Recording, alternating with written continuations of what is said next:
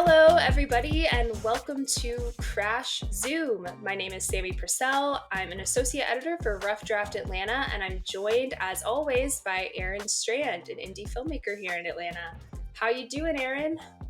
I am doing all right, Sammy. It is Martin Luther King Day here on the day that we're recording. I am trying to stay focused on the legacy of Dr. King, of which, of course, he's lived literally just like 5 minutes down the street from me, and really just trying to keep that in the forefront of my brain right now, trying to block out all the other noise.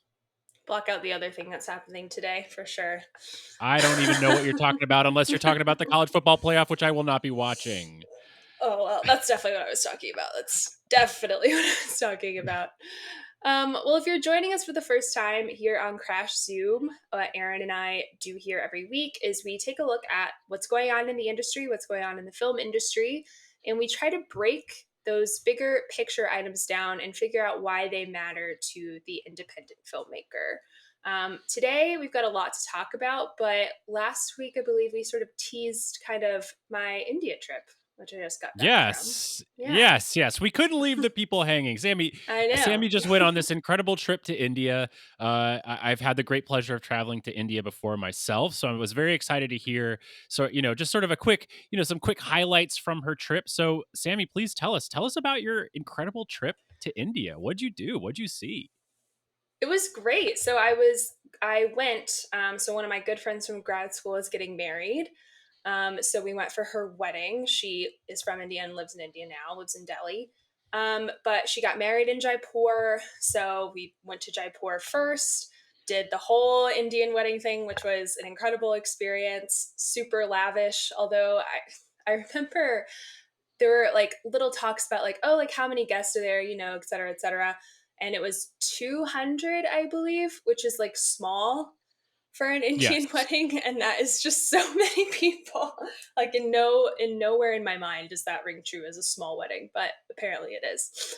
But the wedding was great. The wedding was so much fun, and then we hung out in Jaipur and did some sightseeing there for a couple days afterwards. And then we went to Ranthambore, where the park is. Basically, went on safari. That's where all the tigers sort of live. Not all the tigers, but a good chunk of them. And actually saw some tigers, which is, I think, kind of rare. Doesn't happen. I think they were telling us, out of every 3 times that you go, you might see a tiger once. And we saw 3 in one sitting, which was pretty exciting. And also saw a leopard. So that whole thing Wow. was sort of my favorite part. I loved the safari and just like the vibes were much chiller. The wedding was obviously a lot of fun, but it was also like kind of chaos. And then we went back to Delhi for a few days. We stayed in my friend's apartment. They were kind of like doing a little honeymoon thing in Goa, but then came back and stayed with us for the last couple of nights. And we did the Taj Mahal. So we did like a day trip to Agra when we were in Delhi too, but did a lot of sightseeing around Delhi. And yeah, it was great. I miss the food so much. It was so good. But yeah, it was a lot of fun. Definitely ready to be home. It was a long trip, but fun. Yeah, also like can you so I mean, yeah, traveling to India is incredible. It's just so vastly different of like an Yes. experience, and there's just so many people. Like the thing Yeah. that I walk away from traveling to India is it is just mind-blowing. The the density, the Mm-hmm. energy, the beautiful chaos of it all. Mm-hmm. Did you experience any of that while you were going around the Golden Triangle there? Yes. One of my favorite days we was when we were walking around Jaipur and we were like stuck in traffic going to this kind of like lake. Like it was just like, the wall there is I think like the third longest in the world, the kind of wall that was built to surround the city. And you can kind of just like walk around on it. Like there are sections of it that are attached to forts and stuff, but other parts of it that are kind of away from the forts, you can just kind of walk on it. So we were going to this lake Yeah. that kind of like connected to a part of the wall, and we were stuck in traffic. And like traffic is so wild. Like you said, there's just so many people. And people, they're like, no road rules at all. I kept seeing signs that were like, obey the traffic laws. And I was like, what traffic Yeah. laws? um, but Yeah. people are like zipping in and out, honking. There's so much honking, and it's not So like much honking. malicious. It's not like No, here where it's like if you honk at someone, you're angry. It's just like communication, just yeah, it's like, like, "I'm here. yeah, I'm here behind you." they're just letting you Yeah, know, like, yeah, I'm going yeah, this way, like, just so you know. But yeah, so, it is yeah, so there are traffic laws, it's just like well, it's sort of like communal traffic laws, like the yes, community has traffic created their ideals, own. like, yeah. But Yes. so we were stuck in traffic, and it was like some of the worst traffic we were in when we were there. And we just kind of like told the cab driver, we were like, I think it's just right up there. Like, we're just gonna get out and walk. And he was like, okay, cool. So we get up and walk. We walk to this lake, and like we just turn the corner like away from the traffic, and it's just like beautiful. This like stunning old dam. The lake is gorgeous. We climbed up this like very old these very old steps. It was a little scary at points, but we climbed up these steps. So we had this like great view of the entire city. So you could see like this like gorgeous, like really serene lake on one side, like nobody was over there. And then on the other side, it was just like all the bustling noise of Jaipur and stuff. It was very, very awesome. But yes, it's definitely like it's a little intimidating at first, I would say, but we kind of got into the groove of everything. That's amazing. Yeah. Yeah, it was a great pleasure to follow along on your Instagram, Yeah. as you posted the pictures, and huge and amazing that you actually got to see tigers on. Tigers are so big and so beautiful, and I just like we were so close to them, and I was sitting there thinking like, this tiger, like, he sees us, like, he knows we're there, and they're not gonna like attack a jeep, like, they kind of, the way it was explained to us is they see it as just like another animal, and they're used to it, and it's a big animal, right? So like they're not gonna go after the bigger animal. But I was just sitting there and I was like, this tiger is just like right there, like 20 feet away, just sitting there, like, what's to stop him? He didn't. Obviously, I'm alive, but it was very cool. Very, very cool. That's amazing. Yeah, very humbling Hmm. to be in the presence of like such an It's a incredible big, animal. beautiful animal. Here's the real question: did you get to any cinemas during your travels? No, Which is I hard, was so obviously. sad. 2 Yeah. like, squeezing a 2 and, like, I mean, Indian films, like, some 3, maybe 4-hour film, like, into the midst of a travel Hmm. itinerary, almost Yes. impossible, but I had to ask. No, we did not, but we went to a bookstore and picked up some film books, like about Indian and Bollywood cinema and stuff. So tried to, but it would have been so hard to go to the movies. There was no time.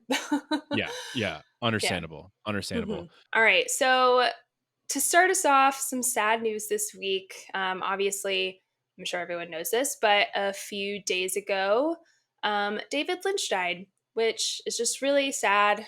Really, really sad. I haven't actually looked and seen if like kind of they've like identified this as any root cause, but like obviously he lives in LA. He had emphysema with the fires and everything. I think he was evacuated, but I can't imagine that was like, you know, good. I haven't seen anyone like directly make that connection, but the fires did just happen. Obviously, he has been like, I think, pretty unwell for quite some time, had been pretty unwell for quite some time, and he did pass away um, just 5 days shy of his birthday. I didn't realize that today would have been his birthday. Yeah. So happy birthday, David Lynch. Obviously, like an incredibly important American filmmaker and just someone who I don't think anyone ever did or like ever will sort of put images like that on screen again. So very, very sad. Yeah, I have gone I would not claim to be, some Hmm. great David Lynch fan, and I always hate it when we lose an incredible artist and, everyone kinda comes out of the woodwork, with Hmm. their new favorite director. Like, I feel like this happened with, Hmm. like, Gina Rollins. Like, all of a sudden everyone was, like, the biggest Rollins fan. Um, and my cynical side always comes out saying like, wow, sure, a lot of people celebrating the life of David Lynch who like would never have the courage to like create the art of David Lynch. But um I do like David Lynch's impact on culture, on film, on everything is absolutely undeniable. And I Yeah. think that more than any other film artist, he has affected the way that people see and think about the world than pretty much anybody else over the last, I would say, like 30, 40 years. I think some of the incredible qualities of his work is that he's a real like kind of postmodern artist or postmodern artist, like using the cliches and images of 20th century cinema to say something unique and original that was even beyond the realm of language today. Um, it's kind of a mark of his greatness that he cannot be explained. He can only be It's felt. Lynchian. Like he And created a in whole his word, work, like, it's yeah. it's an incredible um uh it's an incredible accomplishment legacy that he leaves behind. um and it really got me thinking, now with his passing, where does David Lynch fall in the pantheon of American directors? And Mhm. so I proposed to Sammie, because I took out my notes app and I was like, okay, well, let me just start experimenting around. Where would I put him in the pantheon of American directors? And before I knew it, I was making a top 10 American directors of all time list. And so I proposed to Sammie, how about we on the show here, we bring our top 10 American directors, we count them down and kind of see where Lynch falls, at this very, very early retrospective of his life and his work. So Sammie, do you have your top 10 list prepared? Are you ready to go on this journey with me? How you feeling? I'm ready to go. I do have like a little explainer up top before I share mine, just to like talk through my thought process a little bit. But yes, I'm ready.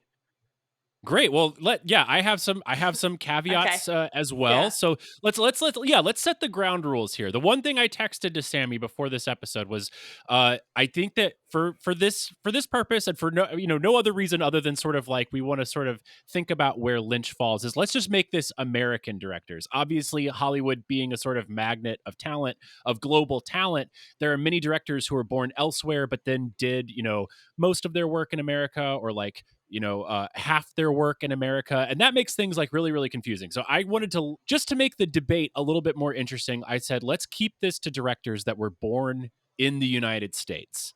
Yes. So that was our one sort of like limiting factor. These are American directors born in the US. Now, I tried to factor in a lot of things. I tried to go, like in the NBA, you have like a lot of advanced statistics. You want to consider a lot of things. So I tried to balance everything, with like, and really come back to the question of what makes a great director. So for me, I'm looking for things like quality, consistency, longevity, innovation.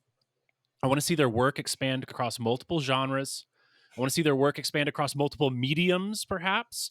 I want to see their availability. Like, were they consistently available to make films? I want to see social impact. I want to see broad cultural appeal, because I think if you just limit to the art house crowd, or if you just limit to sort of the popcorn crowd, um, I think that's a bit of a demerit in terms of like when we're talking about greatness. And finally, sort of legacy. Like, ultimately, greatness is not defined just by the statistical things that you've accomplished. It's how people feel about your films and you. So those were all the factors I tried to consider here. So yeah, so that was kind of what I'm bringing to the table. Okay. Mine is so I think mine is a little different. So like I really tried. So this is not like a list of my favorite 10 American born directors. I really tried Ab- to think of, yeah, yes. I tried to think of like the word American really intentionally, like not just that they're American, but like Mm. the way their films sort of like interpret America or have themes having to do with America or like uniquely connected to like American culture in some sort of Oh yeah. way. And so like personal taste obviously comes into that a little bit. And I also like wouldn't think of this as really like ranked. I don't know. Like it's more of a collection of 10. I always have trouble with like ranking. But yeah, so I tried to think of it as like intentionally like connected to America in like a meaningful way. Oh, I love that. I love that. I think Mhm. we'll have a lot of interesting crossover there. That was not sort of Mhm. like at the primacy of my thought, but I do think it kind of seeps in to sort of how I constructed my list. And so the way I think we should do this, or that I propose we do this, is we start at number 10. We each go Okay. back and forth and we kind of count down to number Mhm. one. And perhaps at the end of this, we'll be able to cobble together an official Crash Zoom top 10 American directors of all time list. I don't know. Maybe we'll get into such a heated fight that will be impossible. But let's see what we Oh can my do there. gosh, I hope Um, not. Okay. this could be the end of our friendship. I don't know. Many a top 10 All list right. has done worse. Okay, All so right. Sammy, do you want to start off here? Who is number 10 on your list? Okay. My number 10 is Stanley Donen, parentheses, sometimes Gene Kelly. so, um, so this kind of ties back to what I was just talking about. So, like, the Broadway musical is a very distinctly American art form. It's like one of the only, like, uniquely American art forms that we have. And by extension, like, so is the classic sort of 50s musical. And Donen, particularly like collaborating with Kelly, although not just with Kelly, like helped create the more integrated version of the movie musical. So like what Rodgers and Hammerstein, you know, did with integration on stage, like, you know, it's not just like do some plot, sing a song, do some plot, sing a song. It's like connecting dance, song, whatever it might be to like actually inform the story instead of just being separate elements. Donen and also sometimes Gene Kelly did that for the 50s musical. And it was also like so incredibly popular. Like that type of movie was so incredibly popular for a long period of time. I still love it so much. And he just did it, I think, the best that it's ever been done. So, Uh, I love that choice. A huge blind spot on my list. So I'm glad that you came right out. I feel called mhm. out. But it was such and it's such a Sammy edition as a musical It is. lover. Yeah. Hmm. I love that you kept it real like that. And you're right. That is such an American art form. Hmm. Excellent choice. For Thank my you. number 10, my number 10, I went with John Huston. I thought John Huston as somebody who and even just as a director, not even counting his sort of massive acting body of work, but here's somebody that like is directly tied, like his father, he didn't really know his father growing up, but his father was a vaudeville performer. He grew up in this like 1910s, like 19 teen, or I think he was born in 1913. So very early America. He went out to L.A. very early as Hollywood was just beginning to develop, and he became this like through line, this thread that lasted all the way. His career is going all the way late into the 20th century. He is responsible for some of our greatest noir, representations, whether it be the Maltese Falcon, Treasure of the Sierra Madre, The Naked City, Key Largo. His collaborations with Humphrey Bogart are sort of like quintessential, that noir post-war discontentedness that I think really lasted. And then in the 70s in particular, he was able to make, he was able to do crossover stuff. He directed Annie, he was So able to crazy. do yeah, Yeah. he was able to do these like incredible sort of like political pieces like Fat City, which is one of my favorite movies.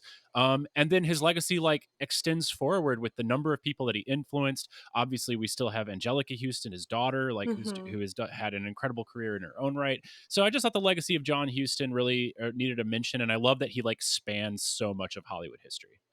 Yeah, the fact that he directed Annie is always one of the funniest things I think ever. Like that It was movie is an incredibly wild movie that involves like little orphan Annie on a bridge at the end. It's like sort of like 80s like we need more kind of just personified in a little movie, and the fact that he directed it and then also directed like The Asphalt Jungle and The Misfits is always it's amazing.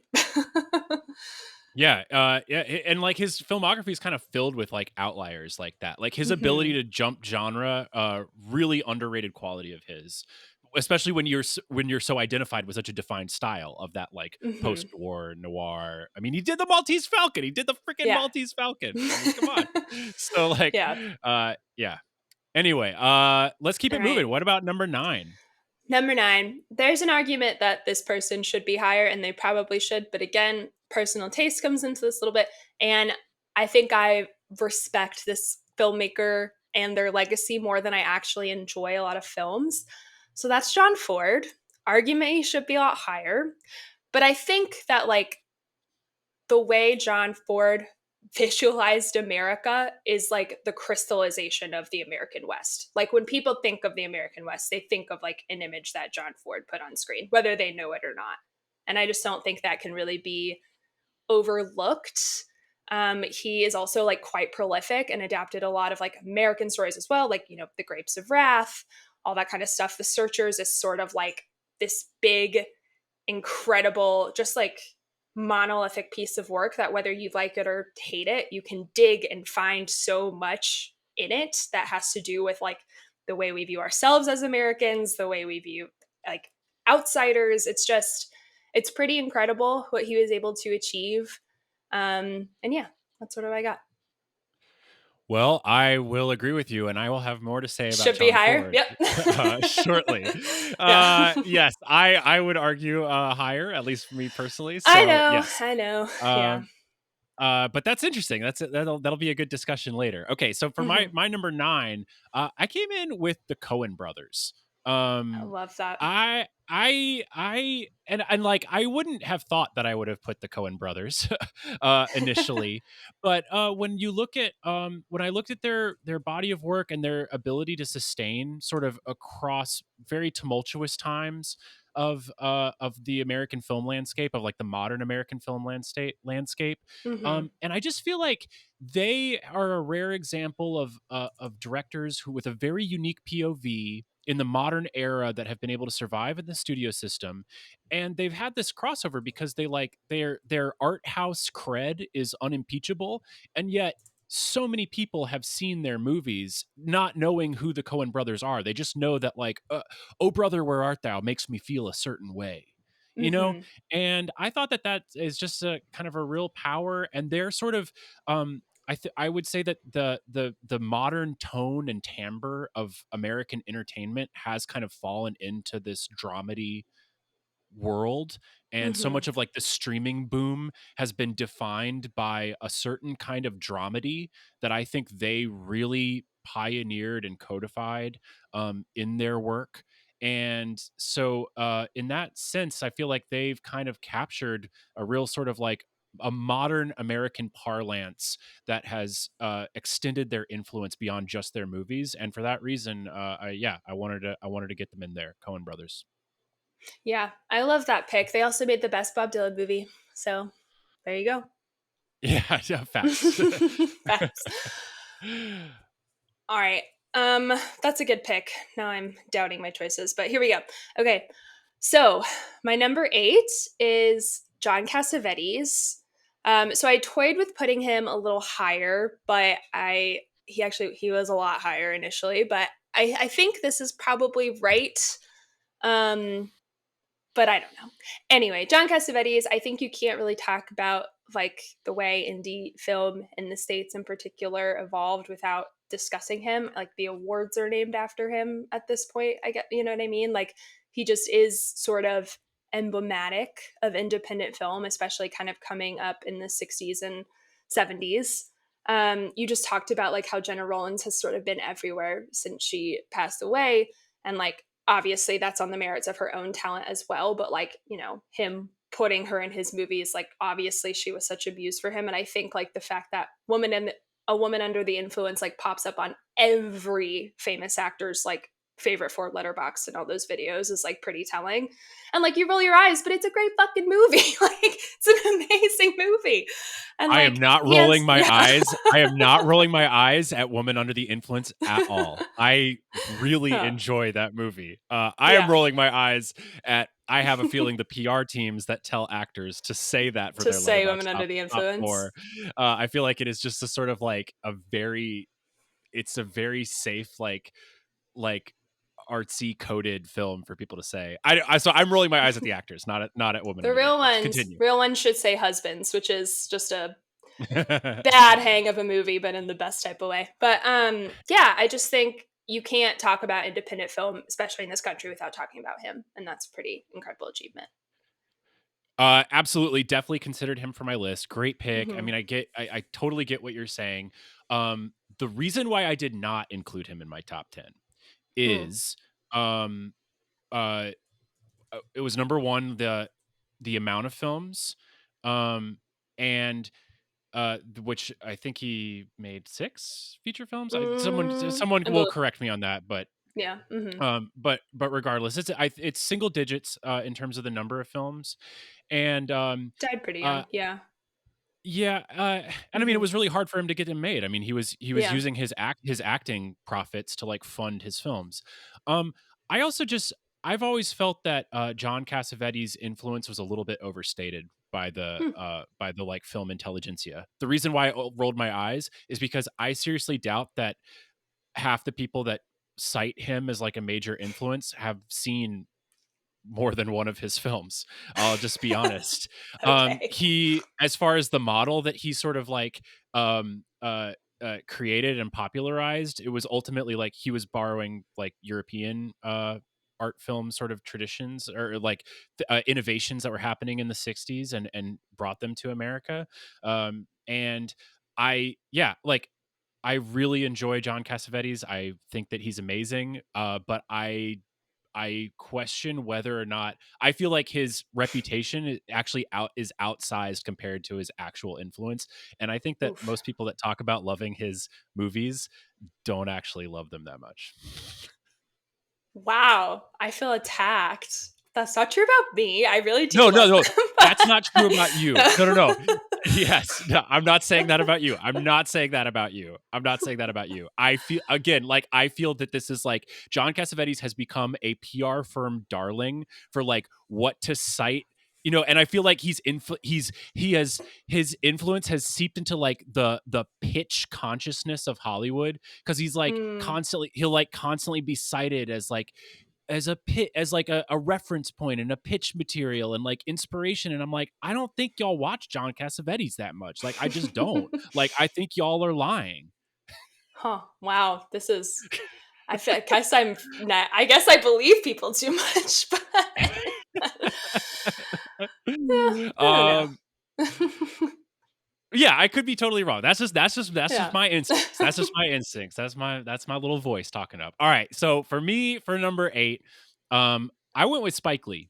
Um Mm, I um I think Spike Lee in terms of the first and foremost, like he innovated uh a independent distribution model that was truly unheard of. Like it is mhm, mind blowing. He made She's Gotta Have It for like $100,000 coming out of NYU. That movie made over $9 million on the independent theater circuit at a time when people thought independent cinema of the '70s was dead and never coming back. Not only mhm, that, he built upon the self-distribution legacy of Melvin Van Peebles, basically to say, like, there's this huge African American market that is not being catered to and served by African American creators. And he was able to leverage that to extreme success, but he was not like he was also not defined by that market. He made films that had incredible crossover appeal.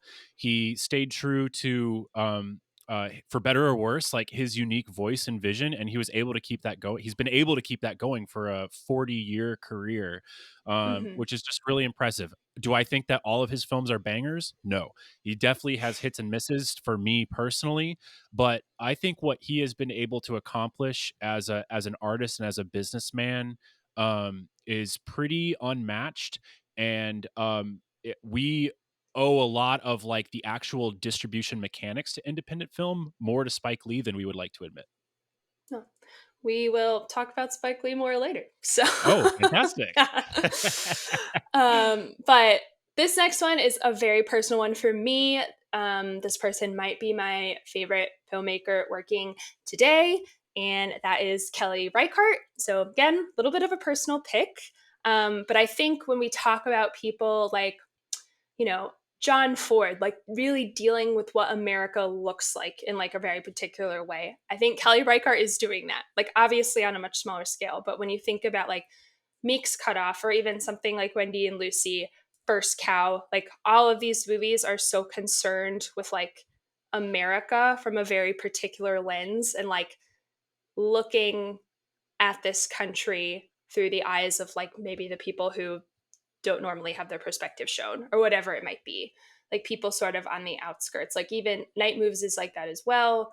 And I just think she might be the best American filmmaker in my definition of the word, like sort of dealing with America as it is today that we have right now. And that's the other thing. Like Meek's cut off in first Cower period pieces, but she also like makes movies about America as it is today, which Yes. is kind of like a unique thing, I think. So yeah, Kelly Reichardt, she's the bomb.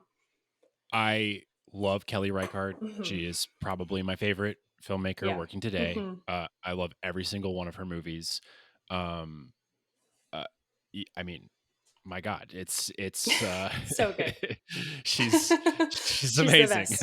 Yeah. Yeah.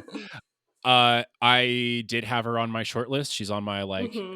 my OLI, my outside looking in list. Yeah. And it was, I mean, it's glaringly obvious to me that on my top 10 list, like there is not a female director. That I guess does say something about me. I think it also says something just about sort of just the historical barriers History. Yeah. to Hmm. women working here.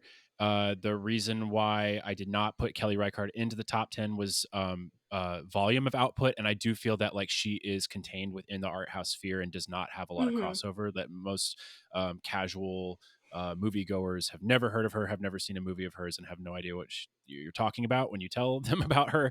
And you know, and while box office is like not the end all be all of sort of like a movie success, despite what everything Hollywood would tell you, like almost all of her movies lose money and like have Hmm. historically lost money, and I think that speaks to that like crossover struggles that this marketplace like imposes on her. Hmm. So those were the only reasons why I did not include her in the top 10. But God, do I love her, and I do I love her work, and do I tell everybody that I can think of that you have to see a Kelly Reichardt movie because she's the best. Absolutely. So good. She has one coming out this year, I believe. Maybe next She year, does. but she's working on stuff. I Yeah. think no, no, no. I think it's no. I Is think this it's year? 2026. Yeah, yeah, Amazing. yeah. I'm Okay. so excited. Perfect. Yeah. Okay, so that was your number seven. My number seven is Martin Scorsese. Um, I don't know if you heard of him. What? Who's Little known that? director.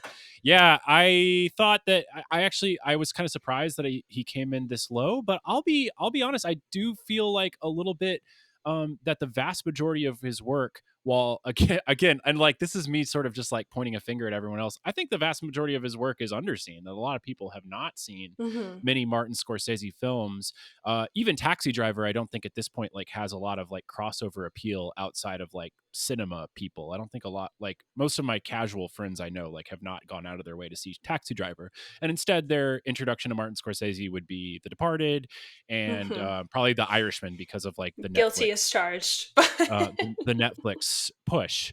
However, you know, his legacy, his ability to survive. I think a lot of his documentary work, which was heavily inspired by Agnes Varda, and the music documentaries that he has made to like capture American music, and then beyond that, like I would just put a little asterisk in there, or not asterisk. I mean, this is a credit to his legacy is the incredible preservation work that he's done for global Yeah.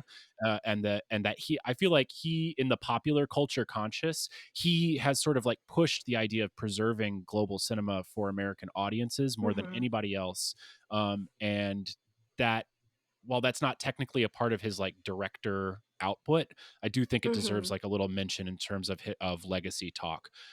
So yeah, Martin Scorsese number seven for me. Yeah, he's my number 6. So I Oh, mean, fun, I just kind of want to echo everything that you just said, great, and I will add that I think like what really solidified him, I think for me, is not only like everything that he's made in the past, I don't know how many decades, like 50, 60 years, like however long it's been. But I think like with Killers of the Flower Moon, was that last year, 2 years ago? 2 years ago, I yeah, believe. I just thought that was such an interesting way for like a director who has been doing this as long as he has to like reckon with his country and like his own role in storytelling. And I just thought it was like a very fascinating. Have you seen it? I don't know. You have, I'm sure. yes, Yeah, yes. okay. So like the way that movie ends, and I guess I won't spoil it for anyone who hasn't seen it, but with its little sort of epilogue, I just thought was like such a fascinating, like very deeply personal way to like engage with an American story and like a story that he clearly is like feels deeply connected to. And that kind of I think solidified that his role, I guess, in like American cinema for me, even though he's like solidified it over and over again every time he makes anything. Yeah, I mean, it's Mhm. amazing that I do even though, like, I would not put The Killers of the Flower Moon or The Irishman sort of at the top of what I Sure, think are, like, yeah. Mhm. Scorsese films, he clearly has something to say, which Mhm. is, like, what we should demand and expect of all of our artists and entertainers, and yet I Mhm. feel like is so unfortunately often lacking, and, he has really, like, fought for, his continued artistic autonomy within a marketplace that continuously devalues it. And yeah, it's amazing. Yeah. I heard someone say this about Clint Eastwood recently, but I think it applies to him. Like, it's kind of rare for a director of that age to like remain really curious, and I think he still has Yes, like a lot of curiosity, which is great. totally, Mhm. totally agreed. Okay, so that so yeah, That so was my number Scorsese's 6, your yeah. number 6. Mhm. Okay, for me, number 6 is Orson Welles. Um, um, and I at first I was like, "There's no way I'm putting Orson Welles on this list." Like, come on, like It's an inevitability, but it's an inevitability. yeah. First of all, Orson Welles, he he makes nothing but bangers. His movies are so good. And I'm not here to just sort of like film school oh, Citizen Kane is great. Citizen Kane is great, but I mean it is a fantastic movie, but I'm talking like F is for fake. I Mhm. mean Chimes at Midnight. I mean this guy is like he just does such he's just so the Magnificent Ambersons, man. Like, I mean, come on. Mhm. Like this guy's like he's so good and has such and I just love his legacy of sort of shamelessly being himself. And I feel like he's the first person that I don't know, in a very popular way, sort of like exposed like the in artistry of Hollywood and how horrible Hollywood is to their artists. I mean, obviously you could talk about sort of like the legacy of United artists like being created by, Mhm. Chaplin and all those guys in the 20s, as a sort of like we know the artists need to be controlled in control of their output, but that history has really been lost, I think, on the masses. But a lot of people know about Orson Welles basically being like blacklisted from Hollywood and having to go to Europe to like try to find Mhm. financing, and and like look, he plays a big part in that because like I do think that Orson Welles would be like exhausting to hang out with, Oh, yeah. but um especially like the drunk like very fat old years, but Orson Welles just I for his originality and just his like consistency, and his just as an American character, a sort of larger than life American character. And also, I mean the innovation that's there. So anyway, Orson Welles number 6, yeah. We're really on a wavelength right now because he's also my number 5. Um, Whoa, that's yeah, crazy. really on a little wavelength right now. But I mean, I echo everything you said, and just to talk about, like, the innovation, like, to just how old was he when he made Citizen Kane? Like, to just come in and be like, 2025. 4, 5, like, that's crazy, that's wild, and also, like, I watched Touch of Evil recently, and I was Oh just yeah, like, of course I it's didn't mention Touch so of Evil. wild that, like, American filmmaking has, like, not gotten more innovative than this in the past like, you know what I mean? Like, that movie is crazy and so interesting and innovative in the way it's filmed, and, like, I just he's the best. And I think, like, the Yeah, way he was sort of like, kind of blacklisted and then, like, reclaimed a little bit later on, like, like, Peter Bogdanovich has, like, a lot to do with that, yeah. but he is like this kind of such a I mean, he's like king for like so many American filmmakers. So I think he is just an inevitability to have somewhere on this list. Yeah. Yeah, yeah, Yeah. yeah. Or, Mhm. unapologetic about love for Orson Welles, Mhm. on this Yeah. podcast. Mhm. Which brings me to my number 5, which is the man of the hour, Mr. David Lynch. Um, I Sorry. have a feeling we are in sync again, based on Sammy's reaction. Um, did you put David Lynch as 4? Mhm. I Okay, did. great. Yeah. So now I've sort of like taken the thunder of the last like 3 picks because we're sort of in this we are Uh-huh. in a mind meld here. It's actually kind Yeah. of beautiful. Would you like to lead Yeah. off on David Lynch here? I can. I kind of wanted to talk with him about him in conjunction with my number three. So, do you want to go first, or do you want me to follow up if that's the case? Oh, um, okay. Well, yeah, I'll just go first here. Okay. Okay, Yeah. so, yeah, if you have a little tie-in, Hmm.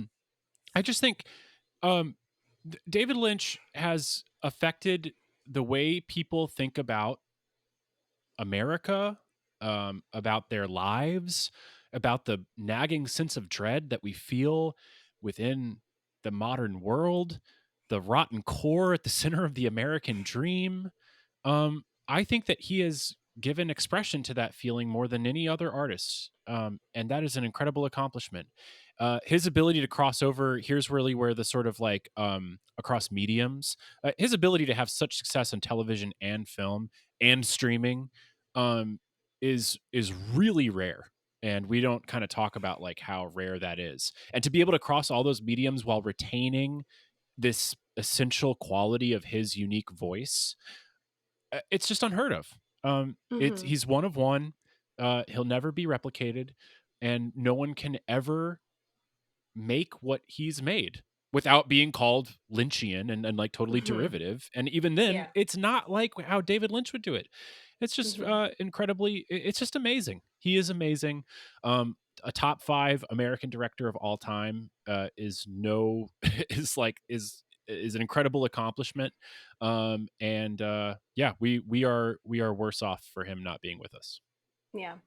No, I totally agree. And I I agree with everything you said, kind of about the rotting, like digging into sort of this rotting like underbelly. But I want to talk about him in a little bit in conjunction with my or conversation, I guess I should say, with my next one, who's my number three, I believe, who is Frank Capra. And I mostly because I saw this video of David Lynch crying watching the end of It's a Wonderful Life. So I started like really kind of like turning this around in my head. It's actually a very heartwarming video. He is like clearly so incredibly moved. It's, the scene where Jimmy Stewart runs in is like kissing the handle on the banister and hugging all his kids. And I think I've said this before on this podcast, but I think what makes David Lynch so good at like digging into, the rot at the center of Americana is that he clearly has like such a real affection for that kind of thing as well. And there is like, has like, I don't know, has always just like come across to me as someone who makes art even when it is like dirty and rotten and gross with like such an open heart, and there's always like such a love there. Like I think I talked about The Straight Story a few weeks ago, and like Yeah. you can only make that movie if you like actually genuinely have an affection and like love for places like that.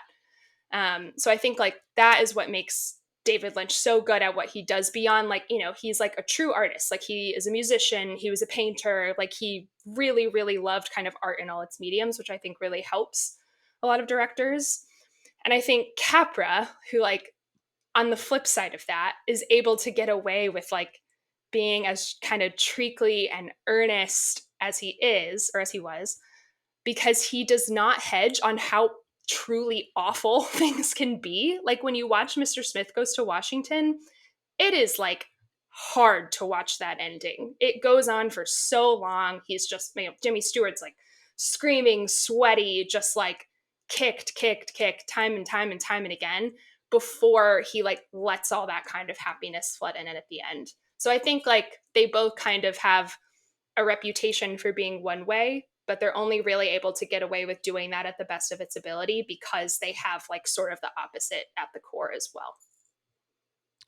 Yeah, it's a really powerful comparison. I mean, bringing up sort of David Lynch's like the love at the center of all of Hmm. his dreadful kind of Yeah. dark output Hmm. is really amazing. And the fact that he then transitioned that into sort of like his overall just sort of artistic philosophy, repeatedly telling people that like suffering does not make you a great artist. Like The Van suffering Gogh quote's so good. Like, yeah, yeah. yeah. I mean, Hmm. it's fantastic, and it's a message that Hmm. everyone needs to hear because artists are the mystique of the suffering artist is such a unfortunate and horrible uh, um, thing that we hold on to. It's Mhm. such a terrible story that artists keep telling themselves, and it really is where a lot of art goes to die. So the fact that he came out as sort of a champion against that, and then put that into his work is amazing. It's a beautiful illusion that you brought towards Copra as well.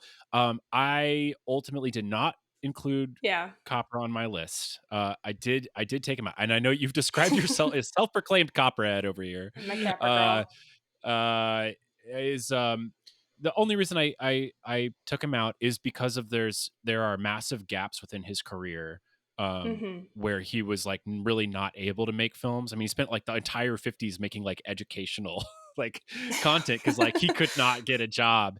And sometimes Mhm. like greatness, I do feel like is defined by things that are outside of your control. And I think that Capra in that situation was a little bit just hemmed in by things that were outside of his control. But those gaps in his career ultimately led me to keep him out of the top 10. Although I recognize that like the hits, I mean, It's a Wonderful The Life, hits hit. Mr. Oof. Mr. Smith Goes to Washington, Mr. Deeds It goes to happened one night. It Yeah. Happened One Night, of course. Um, Incredible. Ars- Arsenic and Old Lace too, right? Arsenic and Lace. Yep. Yep. Meet John Doe, which I just watched, which is so similar to It's a Wonderful Life. But yeah, it's great. Yeah. Yeah, the hits hit. The hits hit for Mhm. sure. Okay, so that was your number three. So now I'm gonna circle back. I'm gonna give you my four and three Okay. uh as well. So we kind of get back in sync Back on before our track. final two reveal. Okay, so and luckily my four and three kind of go together. My number four is Francis Ford Coppola. I mean, look, like the hits hit, they're undeniable. There have also been misses along the way for sure. However, um uh Coppola is able to he ties I mean, not only does he have films that truly defined the way generations like saw themselves and thought of themselves, and has defined like what art in filmmaking means for so many people, mostly through The Godfather Parts 1 and 2 and Apocalypse Now. Um but he represents also this tie back to, a totally different era of filmmaking, through his, getting his start with Roger Corman. He was trained by all these incredible people at UCLA, and he carries these legacies through his life. Also, just like, as this kind of like exemplar of the new Hollywood movement. Uh, it's such an important moment of American film history, and he's sort of like, one of the great shining stars of that era.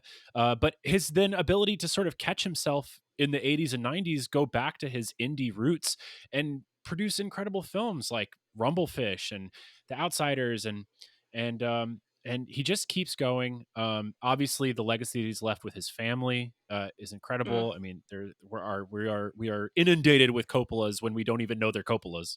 I'm looking at you, Nick Cage and Jason Schwartzman. Uh, Mhm. it's just it's an incredible legacy. Coppola number four, and then that ties into number three, the other like great darling of the new Hollywood, tail end of new Hollywood. Number three for me is Steven Spielberg. Um, I mean, what more Yeah. do you need to say? I mean, like, Steven Spielberg's Yeah, incredible. I know. I didn't put him on my list simply because of the like kind of like culturally What? American kind of thing. I know. Stop. He's like right on the outs. But if I were making like a list of like just my favorites, he's on it. Oh my God! You didn't put Spielberg on your Sorry. top 10? No, no, no. I'm not attacking you. I'm just genuinely shocked. I am genuinely shocked. Steven Spielberg, I mean, has anyone defined the way that we like see the world and feel about the world over the last 50 years more than Steven Spielberg? I don't think so, but again, I'm trying to like think of my own like personal criteria that I set for this. And I think like yes, he might have defined the way we see the world. I don't know if he interacts with like America in like a very particular way. Again, I love Hmm. Steven Spielberg, like probably top 10 filmmakers for me personally. But Wow. going by I, my criteria, well, I mean, I listen, I respect the criteria, but I'm going to have to push back here. I mean, push I think back. that He's on listen, the short list. Steven Spielberg belongs on no short list. He has I mean, I think when it talks about America, I mean, it's hard to get more American. First of all, his ability to span across so many different genres, incredible. Hmm. But the American I believe at the core of the stories of Jaws, at the core of Close Encounters, obviously at the core of Saving Private Ryan, he is speaking to Sure. the most quintessential American qualities. He is I think it would be on the one hand it would be easier to say that Capra is sort of like the Norman Rockwell of film, but I would actually argue that it's Spielberg that is capturing this sort of romance of American ideals and translating them into a film language that all of us that like is universally beloved within America, and in doing, and it's not just that he's like tapped into that feeling, but he's been able to make it like infinitely successful, understandable, communicable, and has people lining up at the box office like year after year after year. I mean, maybe not so much these days, but for like 30 I was years about to there. I say. mean, come on. Yeah, no one's lining up for Fablemans, but like, come on. I was lining up for Fablemans. But I mean, I agree with everything you just said. He just like I was trying to I don't know. I was going off my own heart, and I just think when it comes to like I don't know, I guess I just don't really see his films as like they are American in the sense that they are like big blockbusters and he is like the king of Hollywood. But like compared to like everyone I've sort of like talked about here, I don't know. I just like don't really I don't the first thing I think of when I think of Steven Spielberg is not like America. It's like man dealing with extreme family trauma putting it into all of his movies. And like I love that. I love that so much. I love that he was able to like I don't know. I just love that he was able to do that and like make it something that was so commercial and viable. But I don't know. I don't know. Just my criteria right now. Hey man, you do you, but I'm fighting for Spielberg in the I'm final actually top 10 shocked that list. you are, but he can go on it. That's fine. I was also trying to like, I don't know, I was trying to be like a little fun. Oh yeah, no. Yeah. I mean, yeah, being edgy, being edgy, getting your blogger hat on, really trying to make us think here. I love it. He's definitely like number 11, but you know. Okay, all right. We're getting into rarefied air here. Top Yeah. two. Who's your number two, Sammy? Well, my number 2 is Spike Lee, who you've already discussed a lot. Wow. So yeah, I mean, I think like I don't know, when I was thinking about doing this, like you said, like, when you're kind of going through the canon of American cinema, like, yes, there are female directors, yes, there are directors of color, but they either like don't have the opportunity to make as many films as their white counterparts or white male counterparts, or like they are newer kind of in the canon, like your Barry Jenkinses or your Greta Gerwigs or your whoever it might be, your Ryan Coogler's, right? Where like, again, they just started working, so they haven't like had the opportunity to prove themselves against that oeuvre. And of course, like I said, there are a ton of Black and female filmmakers throughout history. It's just like kind of culturally, maybe they weren't given the same opportunities or had the same opportunities to like do the same things as their white counterparts. But Spike Lee has like done it. And I think is like one of the best working with a like very distinct American point of view, an African American point of view. And when you look at the movies that he's made, Do the Right Thing, 25th Hour, which I think is the best 9/11 movie ever made, probably, like kind of dealing with what the fallout Agreed. of 9/11, Malcolm X, and then the documentaries. I mean, like For Little Girls, like, shout out to my beloved Crooklyn, which like isn't necessarily about like a larger American theme, but is like dealing with a very small, small story, African American family in New York. And I just think like he has become like such a cultural icon. And once again, working from like a distinct viewpoint within like a greater Hollywood system and then indie system before that, that like he was able to like be the one that broke out. And I think constantly like makes very American movies. And also I think like out of anyone on this list, not Steven Spielberg maybe, but like out of anyone on my list, besides maybe Marty, like everyone knows who Spike Lee is, even if you don't like movies. Like that, he is a cultural figure, like not many directors can be. Yeah, agreed. I Yeah. mean, talking about like multiple mediums, the thing that I didn't even Yeah. mention and neither of us mentioned, the commercials. I mean, it's Yes. got to be the shoes. I mean, come on, like Hmm. that's like that is an example of commercial art that like Spike Lee like created. Our entire conception of what it means to be a sports figure was in many ways Hmm. shaped and influenced by Spike Lee. So yeah, Yeah. And like incredible. also kind of like helping to elevate like other artists within, like Ruth Carter, like he gave her her first job, like look at what she's done, like costume designer now. Like I think like that is also like an important aspect of his influence. And like I don't know, he's a Atlanta icon, New York icon, Morehouse icon. Yeah. Yeah, yeah, agreed. Agreed. Okay, well, But so then for me, number two is someone that you've previously mentioned. For me, I put number two, John Ford. mhm. Um, and this is really where sort of like the Americanness like seeped in for me, and sort Yeah. of like what do we even think of when we think of Hollywood? What do we even think of when we think of America? All the things that you already said. I think one of the most under or the easiest thing to overlook when talking about John Ford, and we mentioned this a little bit with the recent discovery of one of his many lost silent films from the 20s and 30s that was recently discovered. Is that not only was it incredibly hard for actors to transition from silence to talkies, and many of their careers died, but for directors, it was equally hard as well. So the fact that this guy was making films as early as the late 19 teens, and he continued and then technically had a sort of linear upward trajectory all the way to the 1960s, and was shooting, in widescreen Technicolor, is Mhm. incredible, and a sort of thing that we may or maybe take for granted when we look back and think about John Ford's output over the years. So that requires a degree of innovation. It requires a lot of embracing of newness. It requires a lot of experimentation and jumping into the unknown, and we take it all for granted now because we're so used to all these technological Mhm. innovations. But for him, it was all brand new. He survived it all, and he was able to continue to keep pushing the top of his game higher and higher up until very late in his career. So that's why John Ford ultimately came in at number two for me.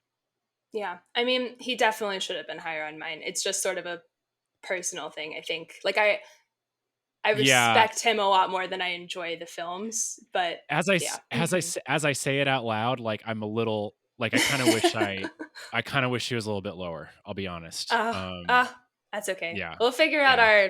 our conjoined one, and he can be as low as you want. Well, I'm gonna go ahead out on a limb and say we have the same number one because it's almost an undeniable number one.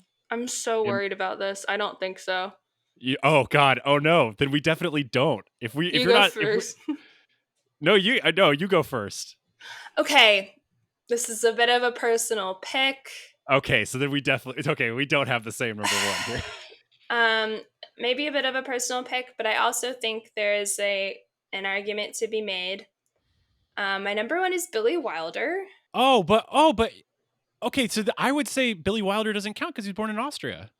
He was? Yeah, he immigrated. He had to immigrate to the United States. Oh my Um, god. I read that as American. It says American filmmaker and screenwriter. no, but he was born in Austria. His family escaped the Nazis. Oh my god. So listen, the whole reason why I was like, okay, they have to be born in America is because like for me, yeah, Wilder and Chaplin would be like top five bids, even though they were born in Europe. Okay, well, this ruins everything. Oh, well, no, I mean, we can at least take the opportunity to talk about why Billy Wilder's the best. Oh, I'm sorry about that. I Wikipedia. I did not read past the was an American filmmaker and screenwriter when I did my double check, so that's on me. Even though the next line is he was born in Poland. But Oh, he's born in Poland. Sorry. Okay, so well, Austria-Hungary at the time, but oh, okay. yeah. Whew, disgusting. Well, this sucks. When you look him up, it just says American filmmaker and screenwriter. Oh, Sammie, stumbling at the finish line. It's just so I got. annoying. If you It's guys like, are, well, if you, I guess it would be Steven Spielberg then, but I would have reconfigured some stuff. well, okay. How about this? How about this? I'm gonna pitch you my number one Is because it Stanley I, Kubrick? yeah. Yeah, that's the other one. But I didn't want to be boring. Well, okay, then okay, let me be boring and maybe I could sell you. Yeah. And he is also the only reason he's not on mine is because of, again, like the particular American bent. Because the man was like turning London into every American city at the end of his life. But Yeah, for like, sure. yeah. I mean, he lived in the UK, Yeah. so I Yeah. So that is totally. my reasoning for my criteria. But yeah. he- here's what here's why I put Kubrick as number one, Mhm. and why I thought it was just sort of like, oh wait, okay, so then we It both is a have gimme. It is a Kubrick. gimme. But the reason, again, my criteria. You you're trying But to be yeah, different. trying to be I different. appreciate it. Keeping it fresh, keeping us honest. I know. Uh, I think the biggest thing about Kubrick is really more about consistency. Like I like there is no filmmaker that we have discussed on this list as consistently excellent, who Hmm. made such consistently, uh, first of all, just like good Hmm. movies, but movies that then pushed the art form, the given medium that he chose to work at that time, the market as a whole, and then finally the sort of social consciousness forward.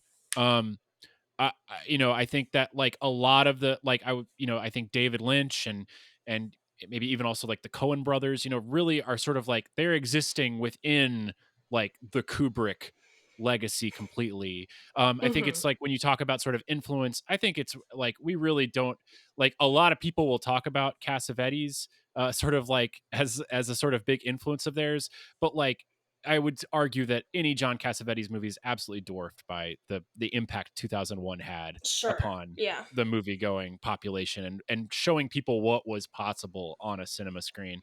Um, yeah, and he just doesn't miss. I mean, like Hmm. they're all the movies are just so good. Hmm. So yeah, Or even when he like quote unquote misses, it's interesting. Like I would argue Lolita is like a toughie, but it's still not bad. It's never bad.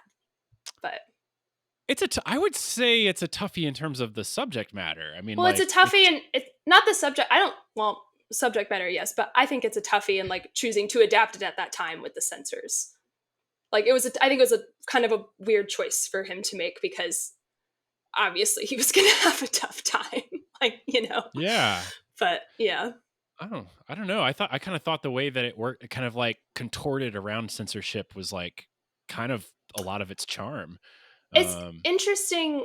Now we're just gonna get on a Lolita thing. 'Cause I guess my thing about Lolita is I kind of think it's like fundamentally unadaptable because like the whole point of Lolita is that the prose is like so incredible and like amazing, but like if that's not there, you're just sort of in this weirdo's head and you're like, why does this guy suck? He's so, you know what I mean? It's like it's kind of like unadaptable.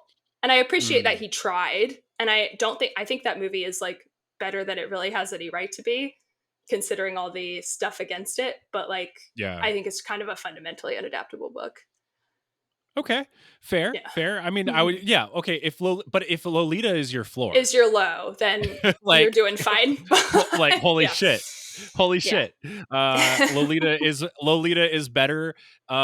Is and despite its like horrific subject matter, is in many ways an enjoyable watch, more enjoyable of a watch than like three-quarters of anything John Ford ever made. So, uh, Okay. Yeah. Yeah. I mean, um, Stanley Kubrick is obviously the goat. Again, only reason he's not on mine is because of the America linchpin. for some reason I kind of like again I just ascribe like a very American, deeply American ideas to Yeah, him. maybe. I don't know if I agree with that. At least not that they're uniquely American. But I mean, he rocks. So, Yeah. Yeah, but I think oh, never before. Like the best, like the problem with American movies is that like the floor. Speaking going back to like floor and ceiling talk, the problem mhm. with American movies is that the floor can be so low. I mean, because Sure. we turn out well polished shit more than any other country on earth. Hmm. The great part of American movies is that the ceiling can be so high, like so much Hmm. higher than like anybody else's films. Yeah. And that's like the greatness of Hollywood. And Kubrick Hmm. took art house ideas and elevated them to the absolute highest ceiling, that any other Hmm. filmmaker has ever done. And for that, yeah, that's why he's just the goat. He's just the goat. He's the And goat. It's true. Actually, Billy Wilder's the goat, but he was born in fucking Austria, so Sammy's so mad about this Billy Wilder thing. If you can't see her face right now, like she is pissed. I don't think I've ever seen I'm people mostly so mad at myself because I just like didn't look. I like, I was like kind of doing my like little bitty like, ooh, like Google their name just to see. And when you Google Billy Wilder, it just says American filmmaker and screenwriter. So I just went, oh, okay. Put him on you know. yeah. Listen, he would be But, yeah. Listen, I mean, just he would really compete for number one for me as well. And what you are speaking to, and what you're absolutely right on, is that even though he was born in Austria-Hungary, and lived there until he was like 28, I'd like to talk to his. I want to have the okay, conversation with him. you need to, Why don't you guys? yeah, you need to do the Wikipedia correction. I think that's the biggest thing right here. He was an Austrian filmmaker. No, but when you talk about sort of like a core American ideals, Billy Wilder That's the as guy. an immigrant, yeah, outside of Charlie Chaplin is Hmm. like the shining, gleaming example. No one has been able to come into America and see what America is better than him. I was about to pull out so many good examples too, like about the way he like circumvented. Speaking of circumventing censorship, like he was like excellent at that. Oh Some Like It yes. Hot is like so much more modern than like most things that have come about out like about the trans experience or queer experience today. Like the 7 Year Itch has maybe like the most iconic Hollywood image in it ever. Like, oh, sorry, hit my microphone. But yeah, I just like he was the goat. He was the goat. Yeah, I mean, Yeah. from beginning to end, Double Indemnity. I mean, Sunset Boulevard. I mean, come on, like, The and he's Apartment. like the apartment. I'm so Hmm. excited for the new restoration. By the way, he's Yeah. peering. I mean, with Sunset Boulevard, I mean, he's peering into that rotten core at the center Hmm. of rotten core at the center of the American dream. I mean, before David Lynch could even walk. You know I what I know. mean? Like Um, he just is so good. Oh, I'm so sad. It's fine. Um, yeah, Stanley Kubrick, I okay, guess. Do you have any honorable mentions that you want to kind of get out of the way? oh man, I listen, Mm-hmm. my OLI list is long. Yeah. Okay, just a few of the names I considered: Sidney Pollack, William Wellman, Nick Ray, Terrence Malick, Richard Linklater, William Yeah. Friedkin, Robert Altman, Reichardt, Buster Keaton, Elia Kazan. Mm-hmm. Yeah, I mean, I had a lot of sort of Yeah. outside looking ins. Um, I but have so many. yeah, do you want to? Yeah, we've got Steven Spielberg, who I guess is my number 10 now. um, uh, I wrote down Elaine May. I mean, she was really like cut, I think, because, not that many movies, but I had her down there just So for, few, but gotta. Mike Nichols, James L. Brooks, William Wyler, who I hope was also not born. I hope no one was born in Austria by surprise. Steven Soderbergh, Howard Hawks, Robert Altman, Sidney Lumet, Nicholas Ray, James Cameron, Wes oh yeah, Anderson. James Yeah. Cameron's born in Hmm. Canada. James Cameron's born in Oh, wow. Sucks. Canada. I had to look that one up before Yeah. before this. I don't I think you didn't would get have close cracked to the top yeah, 10, I but didn't get close to putting him on, so I didn't check. But yeah. I also have okay, Vincente Minnelli, who I did check, and he was born in the States, even though his name is Vincente Minnelli. Oh, really? I didn't know that. Yeah, he was born in Chicago. Um, oh, nice. Hmm. Okay, do we wanna take a crack at trying to find a coherent top 10? Okay. Yeah, It's a let's top try 10 it. episode. I don't know. What It's yeah, top 10 what episode. Well, we can go ahead and um cut Billy Wilder, I guess. It's fine. yes, we will have to cut. Yes, Billy, we love you. You're but You're the um goat, but you were born in Austria-Hungary, so yeah, which like for this list, just this list in particular, we are going to kindly exclude you. Okay, so let's do a quick Mhm. review. So my top 10 was uh counting from 10 to 1, John Huston, the Coen brothers, Spike Lee, Martin Scorsese, Orson Welles, David Lynch, FFC, Steven Spielberg, John Ford, and Stanley Kubrick. And yours top All right, 9 we're gonna are- throw we're gonna throw Steven Spielberg in number 10, just like to have a full okay. list. Okay, so Okay. number 10, Steven Spielberg. Number 9, Stanley Donen (parentheses sometimes Gene Kelly). Um, number 8, sorry, had to fix my numbers. Number 8, John Ford. Number 7, John Cassavetes. Number 6, Kelly Reichardt. Number 5, Martin Scorsese. Number 4, Orson Welles. Number 3, David Lynch. Number 2, Frank Capra. Number 1, Spike Lee. Taking note here. Okay. I feel like the All right. ones we share should probably make it, no? Agreed. Yeah. Agreed. Yeah. So we share quite a bit here.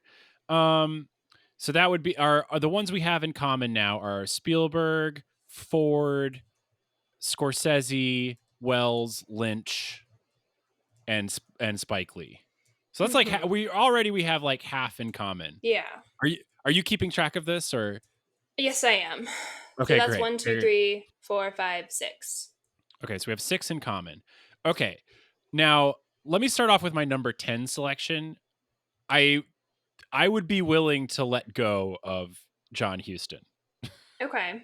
I want to hold on to Stanley Donen for now, but there's also not that many spots left. But just for now, he can be like a yellow. Just Okay. because I do think that's an important part of American film history. I And agree. he is the GOAT at that particular thing. I agree. I Okay. agree. Although we we often have is it pronounced Stanley Donut? I've always said Is Stanley it Donut. Donen? I don't know. I can't pronounce anything. Um, Sam, I I mean, know nothing. you might be totally right. But Sammy, you always do come up with some amazing name pronunciations. So I Hold on. I'm gonna how to say Stanley Donut. Let's see what Google says. It's gonna go in my ears. It says Donen. it says donut. Okay. Maybe I might be totally wrong here. I've never heard it to my knowledge said out loud. I've always said Stanley Donen. Okay, if someone knows, please email us. Yeah, please let us know. But so it's not just the CrashZoomPod. robot on Google telling me how to say Yeah. it. Okay. All right. um. So Stanley Donen. We can. Okay. I agree with you, and I We think the can musical yellow. representation is important. Hmm. Okay.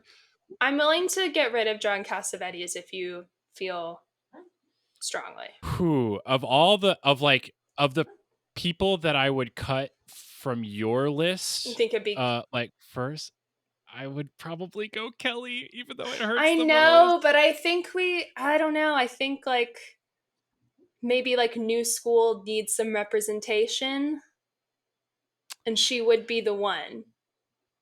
And then Yeah. we would, Okay. who's on your list? Who's on your list that I don't have? That you don't Yeah. have. Coppola, the Coens, and I already cut John Huston, so it's just Okay. Coppola and the Coens now, and Kubrick. Oh, and Kubrick. And Kubrick. He probably has to go on there. I'm gonna put him on there. So then so we have 7 spots filled, and the ones we have left are Donen, Cohen's, Coppola, Cassavetes, Reichardt, Donen, Coppola, Cassavetes, and Reichardt. and the Coens. Yeah. I feel like you're right, but I don't feel good about it. I want her to be on it because I'm selfish. But I mean, look, like I, I mean, yeah, it's when we could maybe the way we could think about this is just so we have these 4 we have 3 spots left, but we have 4 people. 5. Is that the 5 issue? people. We have 5 5. people. Yeah, so we have Okay. 3 spots left, and then Donen, Cohen's, Coppola, Cassavetes, Reichardt. Okay. Well, I'm definitely down to keep Donan in because I think Okay. that that your point about this American, like the American musical is Mhm. integral to the story of film, and we need Mhm. that in there. Okay. We could then so now we have 4, and I do feel like we are sort of divided by eras, right? Where like Yeah. Cassavetes and Coppola are sort of working within the same time frame, and Mhm. Reichardt and Cohen's like are kind Same of time frame. Yeah. represent, have that crossover. So then it really becomes a Mhm. question of sort of like, how do we feel about, you know, obviously we're sort of working from two different criterion here of like Mhm. how do we define Yeah. greatness, but what that legacy means. And I mean, like I do, like again, like Kelly Reichardt I films know. more than Coen Brothers films. Like I think they're Yeah. the superior film. Yeah. Um, so for me, it's really just sort of about that like crossover ability. I do think the Coens And cross over more, that is correct. So you're thinking like Coppola versus Cassavetes, Coens versus Reichardt. yeah, and I mean, like, I've already sort of argued on like the side of the people that I've chosen. Although I would be willing to like, okay, in a world where everyone who claims to watch Cassavetes like actually watches Cassavetes, Uh-huh. one could argue that, like you said, that his sort of legacy and impact, and certainly sort of like his like cachet in the modern, like in the 2025 cinephile culture, his cachet is Mhm. arguably higher than Coppola, who everyone at this point thinks is like a washed old weirdo. Not me. I think he's a funny old weirdo. I mean, I love him. I love him. Yes.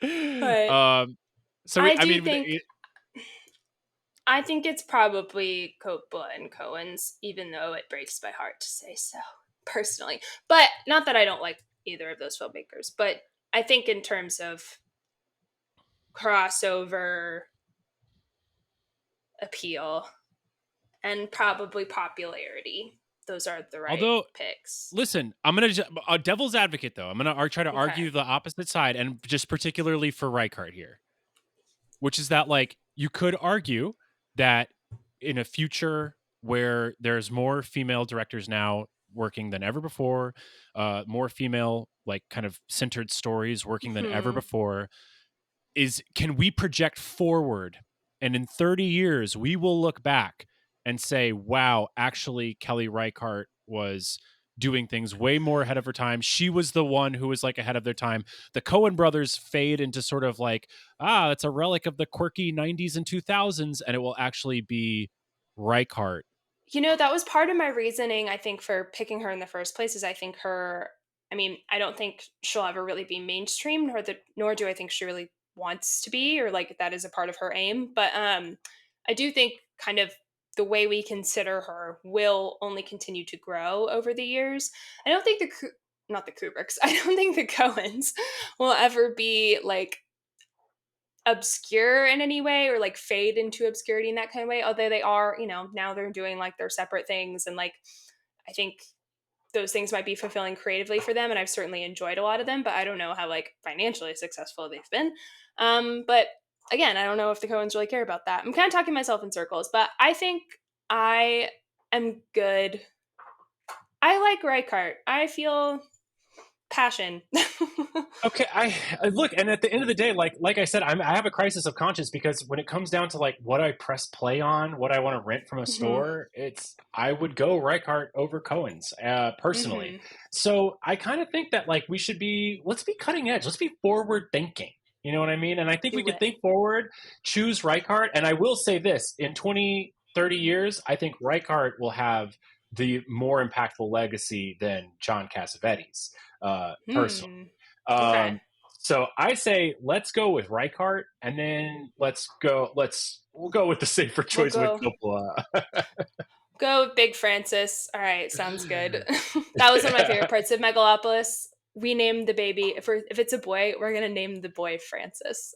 Oh And God, so I know. It's so weird. I think we talked about this before because Gaspar we Noé did. also in his movie Love, the couple has a child and they name it Gaspar, which is like, what is the deal It's a with weird these name. auteur filmmakers having couples in their movies name their babies after them? Stop, please stop.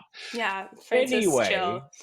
Anyway, Okay, so this is the top 10 we have then, in no particular, not a ranked order, but we've got Steven Spielberg, John Ford, Martin Scorsese, Orson Welles, David Lynch, Spike Lee, Stanley Kubrick, Stanley Donen, Francis Ford Coppola, and Kelly Reichardt. Pretty good. I can sleep well knowing that we have this list. I feel feel good confident about about this. this list. Yeah. Yeah. Yeah. And I'm sure no one will have any critiques. They will have no notes. No, everyone's going to go about both of our lists and this one. Everyone's going to be like, that was amazing. No one's going to also yell at me for leaving Steven Spielberg off. It's going to be great. It's going to be incredible. Absolutely. I kind of think let's maybe leave it there for today. Yeah. We got pretty went long. hard on That took a top long 10 time. list. Yeah. David Lynch. Wait, is David Lynch in the top 10? Yes. Oh, David okay, Lynch. good. Yeah. I was going to say, all of this is in the context of David Lynch's passing. He is in the top 10. He made it. David Lynch, we will miss his highest honor. Yes, your highest honor that you're on the Crash Zoom podcast, top 10 American directors of all time That's list. right. We love you. Safe travels to the other side. And yeah, I think with that, let's maybe circle back next week. If you have any notes about our list, you can email us, crashzoompod at gmail.com. You can follow us on Instagram and TikTok for as long as it still exists at Crash Zoom Podcast. We'll see what's going on over there.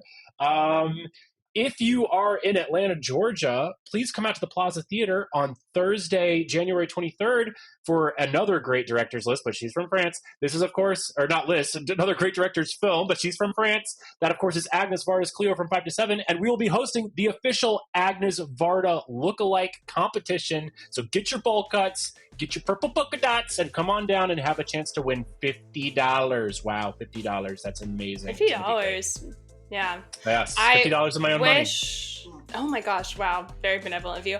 I wish I could be there, but I will be at Sundance. If you want to follow along with any of my Sundance coverage, I'll re-download Twitter on my phone just for you, and you can follow me at Sammie_Purcell8 on Twitter, and then you should be able to find my Letterboxd. I'll be posting a lot there too. I think it's just my name. The profile picture is not me. It's a photo of Paul Newman wearing a shirt that says "Get Really Stoned." So just look for that. Yeah, and you found it. Very classy as always, and it really softens the epic serve that you just gave me, which is that I wish I could go to your Agnes Varda lookalike competition, but I'll be at Sundance. So Thank you so much for that, Sammie. Gotta keep me in my place. I appreciate that. I look forward. This has been really fun. I look forward to talking to you next week. And thank you, everyone, for listening. And Sammie, I will talk to you soon. Talk to you soon. Thanks, everyone.